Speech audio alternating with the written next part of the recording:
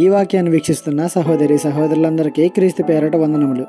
ఈరోజు వాక్యం ద్వారా దేవుడు మనతో చెప్తున్న మాట, ఆ సర్వజనము వారిని రాళ్లతో కొట్టి చంపవలనగా. సంఖ్యాకాండము 14:9. దేవుడు ఇస్తానన్న దేశం ఎలా ఉందో అని కొంతమందిని పంపి పరిశీలన చేయమంటారు. వెళ్ళిన వారిలో 2 తప్ప మిగిలిన వారంతా అది మంచిది కాదు, ఆ దేశ ప్రజలతో మనం యుద్ధం చేయలేము అని జనులను భయభ్రాంతులకు గురి చేస్తూ చెడ్డగా సమాచారం ఇస్తారు. కానీ యెహోషువ, కాలేబు మాత్రం మంచిగా చెప్తారు, అది మంచి ప్రాంతం, మనం సాధించగలం, దేవుడు సాయం చేస్తాడు అని.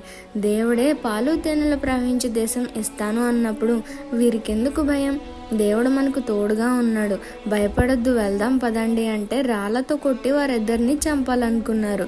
ఎన్ని కార్యాలు చేసినా, ఎన్ని అద్భుతాలు చేసినా కూడా దేవుని మీద నమ్మకం అనేది లేదు వాళ్ళకి. ఈనాడు నీ జీవితంలో జరగబోయే వాటి విషయమై దేవుణ్ణి లక్ష్యం చేస్తున్నావా? నమ్ముతున్నావా ఏదైనా నా మంచికే దేవుడు చేస్తాడని? ఒకసారి ఆలోచించు. ఈ చిన్న సువార్త పరిచర్యలో మీ సహోదరులు. God bless you. ఆమేన్.